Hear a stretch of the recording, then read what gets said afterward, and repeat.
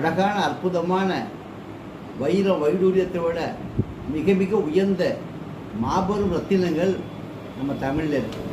இன்னும் தமிழை பார்த்தீங்கன்னா அதில் உள்ள சொற்கள் பல வகையான சொற்கள், இன்னும் கண்டுபிடிக்க முடியாத சொற்கள் நிறைய இருக்குது. எல்லாத்தையும் மறந்துக்கிட்டே போயிட்டுருக்கோம். நம்ம எழுந்தோம்னு சொன்னால் திரும்ப வாங்க முடியாது, திரும்ப கொண்டு வர முடியவும் முடியாது. ஏனென்றால் இதெல்லாம் மறைந்து விடக்கூடிய சொற்களை.